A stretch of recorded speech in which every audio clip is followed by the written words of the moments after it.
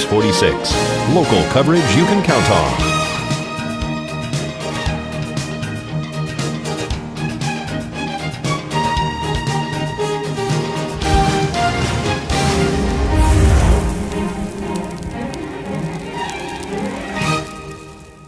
At Healthcare Partners Medical Group, our mission is to provide the highest quality of healthcare to each and every patient. With 5 locations in Pahrump, we are local doctors you know and trust. We want to thank you for choosing us. Quality care starts here.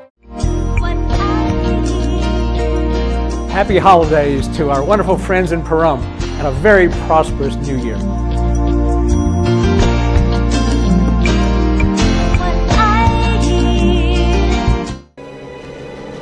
News 46 is brought to you by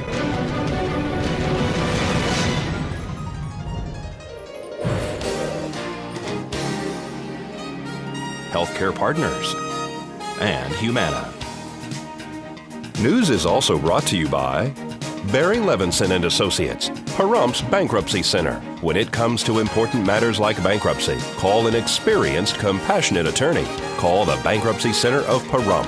Call 775-727-4747. News is also brought to you by Capriati Sandwich Shop, located in the Pahrump Nugget Casino. Call us at 775-751-3354 to order ahead.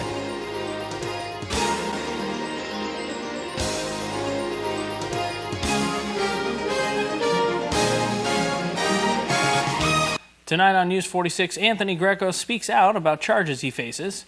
And Walmart hosts breakfast with Santa. And the Rotary wraps up Giving Day. News 46 starts now. You're watching KPVM News 46 with Rick Vale and Rhonda Van Winkle. Local coverage from Deanna O'Donnell. News 46. Local coverage you can count on.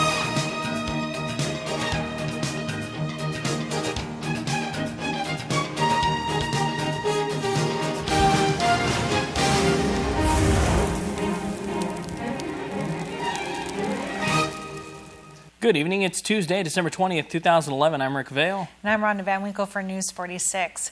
Hanukkah begins at sundown tonight and ends Wednesday, December 28th. Hanukkah is a Jewish holiday celebrated for 8 days and nights. It starts on the 25th of the Jewish month of Kislev, which coincides with late November, late December on the secular calendar. In Hebrew, the word Hanukkah means dedication. The name reminds us that this holiday commemorates the rededication of the Holy Temple in Jerusalem following the Jewish victory over the Syrian Greeks in 165 BCE. So happy Hanukkah, everyone. And folks, 3 Nevada Supreme Court justices were honored with awards at the 11th Annual Pro Bono Awards Luncheon, sponsored by the Legal Aid Center of Southern Nevada. Chief Justice Nancy Saeta received the Champion of Children Award, while Justices Michael Douglas and James Hardesty were honored with the Justice Nancy Becker Pro Bono Award of Judicial Excellence. Okay, and an oil well undergoing maintenance to improve productivity was damaged over the weekend, resulting in a leak at the top of the well. It is believed the cause of the damage was a large, high-pressure bubble of gas that emanated from the well. That's right, the leak consists of a steam and oil mixture with a small amount of nitrogen. The well is located approximately 30 miles south of Carlin, Nevada in the Pine Valley. The area is not near any structures or residences. Well control specialists are on site conducting containment. The leak has caused some soil erosion, causing the drill rig to become unstable. The priority at this time is the stabilization of the drill rig so personnel can safely work on shutting down the well. An earthen berm has been established around the 5-acre drill pad, and the oil and water mixture has been contained within the 10-acre berm. The 2 bulldozers are on site creating containment pits, as well as 4 vacuum trucks collecting the oil and water mixture for transport to a processing facility 1/2 mile away. The area is primarily a greasewood flat. There is a sage course habitat, but no known leaks. The area is not within a wild horse herd management area, and there is no known habitat for threatened or endangered species. And there is also no known threat to any surface or groundwater supplies. And folks, we spoke to accused arsonist Anthony Greco about allegations that he poured mineral spirits in his soon-to-be foreclosed home and lit it on fire in order to collect on the insurance. Yeah, the fire was discovered on August 19, 2010. What happened on that day? You called up the Nye County Sheriff's Office to report theft or something. Yes, what happened was I go to the house every day to do work on it, and I seen that there was a problem. I ran into the house, and there wasn't a fire. I heard water running, so I ran out to the backyard to shut off the pump and everything to stop the water from running. And I realized that somebody broke into the house. So this is actually not an arson case. This is a break-in with vandalism by fire. So you weren't living out the residence at that time, but you say that you were remodeling it. Yes, there's a lot of remodeling done in the house. I have pictures of everything that we did. Kathy and I had worked on the house, and then when she had to go back to Vegas for her job, I was mainly the one who was doing the work on the house. Kathy's your girlfriend. Yes. You both been charged by the state fire marshal, has sent a report, Nye County Sheriff's Office have charged you with what? They charged with arson, insurance fraud, and one other charge. They're stating that the home was going into foreclosure or in foreclosure and that you were trying to collect on the insurance money.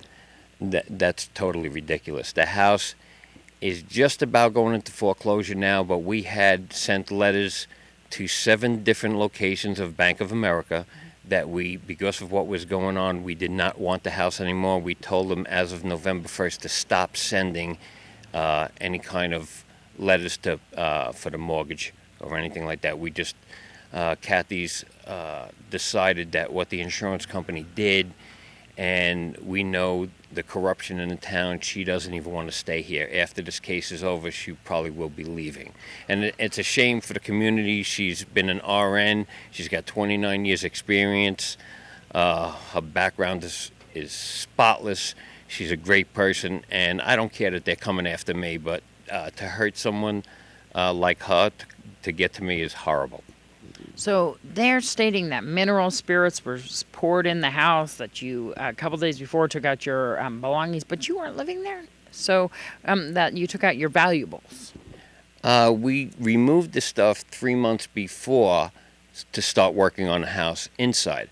I've done tons of work on the outside of the house, and we just needed the stuff because as I was working on the house, scraping ceilings, I was moving stuff from room to room, and it got ridiculous. It was a lot of labor for no reason. It would be easy for the house to be empty. As far as the house being empty the week before, that's totally false. And you have a letter from a person that the state fire marshal called. Yes, I do non-commercial resident agency for people that have corporations in the state, and the fire marshal called one of my customers on December 2nd, 2010, and turned around and told my customer that I was a criminal and a known felon, and he shouldn't do business with me. I've never heard of an investigation to be run like that. And folks, coming up, Walmart hosted Breakfast with Santa.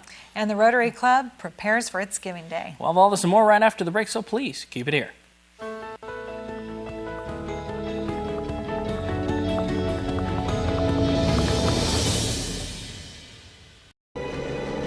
News 46 is brought to you by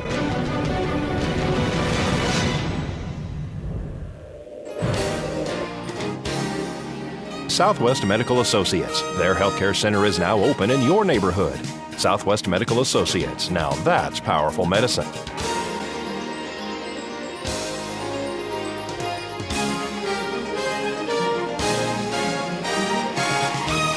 Welcome back to News 46. The Clark County Commission unanimously approved a critical land deal today, clearing the way for a massive solar power project that would bring more than 1,000 new jobs and $1 billion in new spending to southern Nevada. That's right. Under the terms of the agreement approved today, ENN Mojave Energy committed to creating more than 500 construction jobs, plus more than 500 permanent jobs, and investing more than $1 billion in the solar power generation and manufacturing, research, and development facilities that would be built on 9,000 acres in southern Clark County. Wow.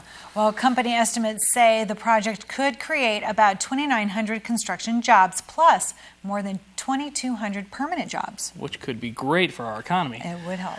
Well, folks, Walmart hosted Breakfast with Santa and Shop with a Cop this weekend. Today, Walmart had their second annual breakfast. Today, Walmart had their second annual Breakfast with Santa as well as Shop with a Cop. We are going to speak to Deborah Bozen from Walmart about this annual event.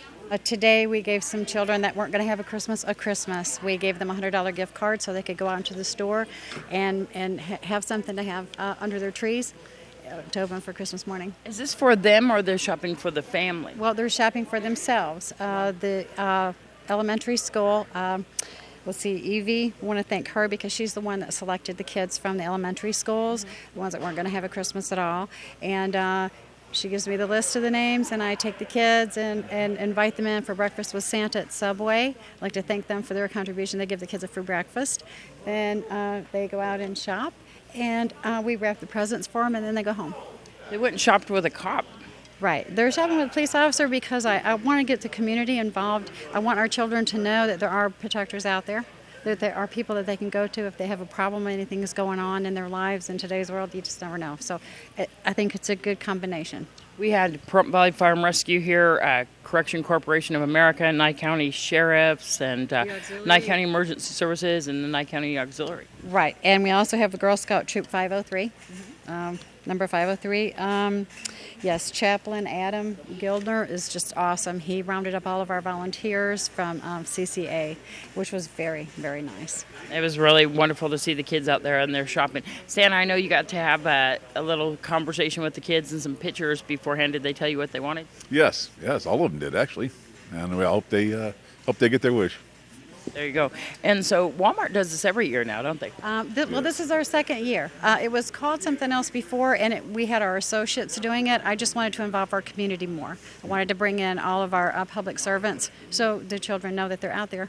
I can't even tell you how many people donated their time and resources for this wonderful event. So many kids walking out here with smiley faces, gifts that they would have never received this Christmas season during these hard economic times. Of course, we want to thank the Nye County Sheriff's Office, Nye County Emergency Services, Pahrump Valley Fire and Rescue, Correction Corporation of America, as well as all the other volunteers and donators to this wonderful event. This is Deanne O'Donnell at Walmart for News 40.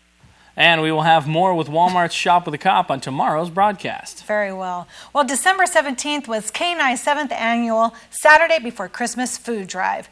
The elves were Commissioner Gary Hollis, Pat and Walt Whittier. The organizations that were helped: Home Health Services, Peter Cottontail Food Bank, Heritage Bible Church, Central Valley Baptist Church of Pahrump, and Veteran Services Food Pantry. They collected 3 truckloads of food and essentials such as toilet paper, water, mini toiletries for all the vets. And the other organizations each received a truckload of food. It was a very successful event, and the community came together again to help the less fortunate in our community have a very Merry Christmas. We want to thank you to all who participated, and of course, Karen Jackson at K9 for holding the event. And folks, the Pahrump Valley Rotary placed giving trees throughout the town in order to give presents to deserving little boys and girls all over Pahrump. And Friday night, many helped Santa and his elves wrap gifts at Terrible's Lakeside. Here at Terrible's Lakeside, this event room was filled with hundreds of gifts. The Rotarians have been wrapping all day long for Giving Day, which will be held tomorrow. We're going to speak to Julie Hargis, Lois Mead, and Barbara Thompson. Yes, this is our gift wrapping party, getting ready for our big Giving Day event tomorrow. And the Giving Day event is really emotional, wonderful event. Tell me what we do during that. We give out all the gifts from the angel trees that people have, volunteered and bought all the presents for. It is just heart-wrenching. You see some of these poor children that didn't get anything and the emotions that they feel and the thankfulness of everybody. What are the giving trees, Julie? What are the giving trees? We put the angel trees out. We put the names of the needy children on there. The angels are adopted. The presents are brought back. Tonight we all get together with some of the members of the community. We wrap them all, and then tomorrow we have Santa and a meal, and their family comes, and we get to provide their Christmas for them. We're here at Terrible's Lakeside, and we have so many volunteers here wrapping gifts. We have a lot of volunteers wrapping gifts. It's just overwhelming to think that people would volunteer like this and help us out wrap all these presents. And we've got a few people that would like to say an extra special thank you to. And Julie's got the names for those. I do. There's a new church in town, University Wisdom Church, and we had 8 kids that were not adopted, and they came and got our 8 last children, bought them some bikes and presents, and they're here helping us wrap tonight. So a special thank you to them. Pat Michaels, Chef Bill, and Lakeside. Lakeside always is our host, and they generously take care of us. So a big, big thank you to them. Our big, huge supporter this year is Tom Saida and Tomasinos. He had so many of the angels adopted. Tom, thank you from our whole club. You've been a tremendous help, and all the angel venues that people put the trees up, and it's been a very successful year, and I believe our number is 163 for the amount of children this year that we've adopted out for angel trees. Yeah, this is wonderful. Do you know about how many gifts we wrapped? Oh, I wouldn't have a clue. Do you know about? I would say they probably average about eight a child. Wow. Lots of gifts. Right. A lot. So how can people get involved in the Rotary in the future? Our club meets at Mountain Falls on Wednesday nights at 6 p.m. They're welcome to come by and visit us anytime. You can go by and see Barbara at American First Bank. Lois is there too. I'm down at Car Studio. We have Rotarians all over town.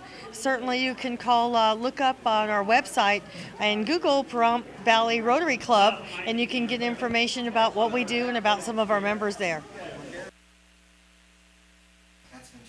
A 2-vehicle accident in the south side of the parking lot of Walmart occurred this afternoon. Pahrump Valley Fire and Rescue arrived on scene along with 9 county sheriff's deputies, and luckily no one was injured in this accident. And Healthcare Partners endocrinologist Dr. Bub spoke to News 46 about his specialty. Endocrinology is the study of conditions related to primarily hormones, and it also relates to metabolism. So some of the common conditions that we deal with are diabetes, osteoporosis, thyroid disorders, issues related to weight, and also pituitary disorders. So that's a wide array. Yes, it is. It's certainly a wide array. It has to do with primarily in talking to patients, getting a detailed history, and from there ordering tests that can likely help in managing whatever the issues are. Do we deal with preventive care as well as symptoms and treatment? With endocrinology, preventative care is of paramount importance. The reason why is because, particularly in some of the patient populations here in the Valley, preventative care with regards to osteoporosis is quite important because hip fractures and back fractures are quite debilitating, and the complications associated with such can be far-fetched in terms of not just for the patient but for the family.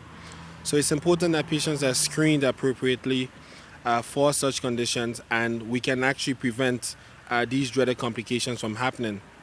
The same thing goes for diabetes, which is quite common here in the Valley, where if you are at high risk for this condition based on family history, or you as a patient in terms of weight, an increase in weight, tiredness, we may notice that your blood sugars fasting when it's done are elevated. That may suggest diabetes. So as a result, we can go in and do appropriate testing to confirm the diagnosis and implement therapy early rather than waiting or delaying therapy and get the dreaded complications, particularly cardiovascular disease with myocardial infarctions and strokes, also renal failure, that's a kidney failure, and even blindness. These things can be prevented if these conditions are looked for. So as an endocrinologist, preventative care is quite important. Do people go through their primary care physician to see you? Most of the times, yes. The primary care physician serves an important role in terms of evaluating patients, and whatever comes up in terms of who should be seen, the referral process is done. So most of the times, yes, there are some patients who have the ability, based on their plan, to seek specialists on their own. But I would say most of the time, yes, it goes to the primary care doctor. And you're here at Healthcare Partners how often? I'm here once a month. I have an office in Las Vegas on East Flamingo and Eastern, and we see patients there. But we have been coming here for the last 2 months or so as a means to provide services that is needed in this community. So I'm more than happy to be here, and hopefully as we go forward, we can continue to improve our services and help the community as a whole. Wonderful. So people can contact healthcare partners here to see you. Yes, they can. And for your number there in Las Vegas, if they'd like to talk to you or find out more information. Our number is 702-862-8226, and that's our central number. And usually you can call that number if you want to see me in Pahrump, because we do a centralized scheduling process to make it easier for you as a patient. So if you call me at that office location using that number, we can schedule here for this office here in Pahrump. I don't know if you got a chance to watch the game or listen to it on radio last night, but the Steelers and 49ers, pretty serious game last night. And, you know, a lot of people expected the Steelers to take it, but the 49ers, bam. Yeah, that was some pretty impressive stuff. Yeah, and how about the lights going out? That's pretty interesting, too. I don't know what's up with that. Yeah, twice. Well, folks, we're going to have Nathan Hollenbach and we're going to have Zach Fuentes with your sports and weather coming up right after the break. So please keep it here.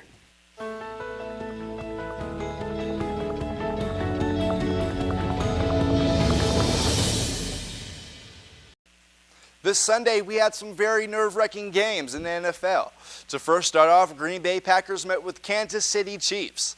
Kyle Orton threw for 299 yards to outduel Aaron Rodgers. The Kansas City Chiefs rallied behind interim coach Romeo Crennel for a shocking 19-14 victory on Sunday that ended the Packers' 19-game winning streak.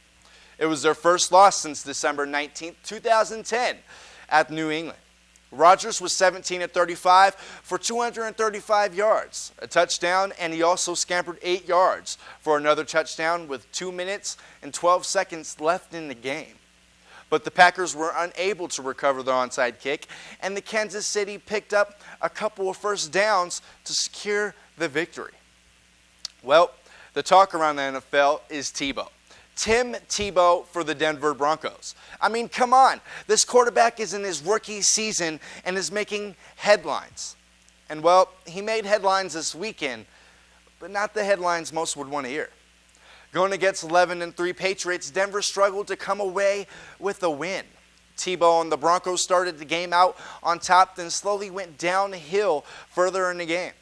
The Patriots won their 6th straight game and another AFC East title by bouncing back from an early 17-6 deficit and an awful first quarter in which they were outgained on the ground 167 yards to 4. The Patriots win 41-23. Well, last night was a game we all like to see. Monday Night Football with the 11-3 San Francisco 49ers and the 10-4 Pittsburgh Steelers. A game filled with desire to win.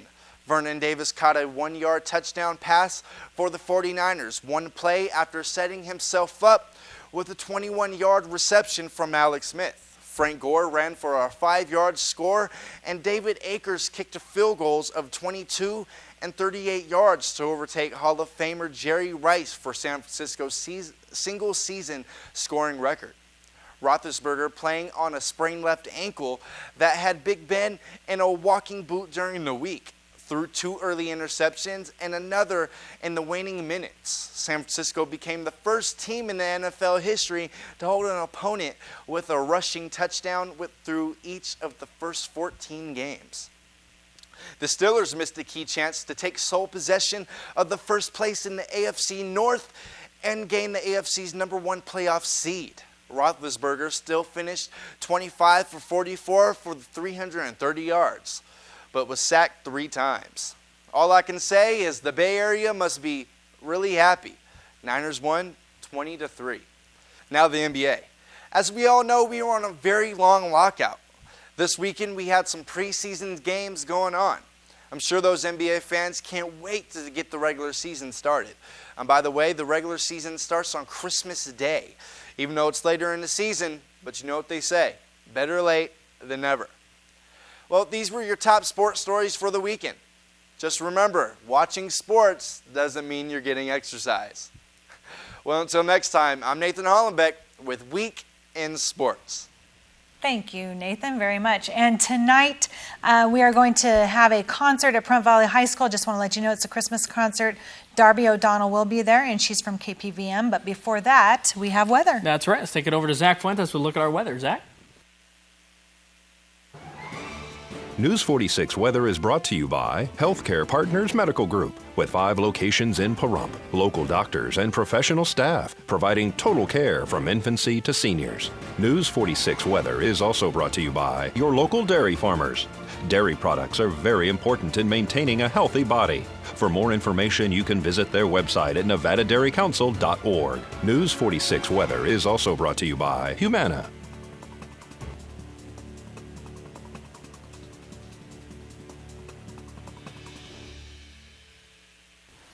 Welcome back, everyone, to News 46. Zach Fuentes here with your weather.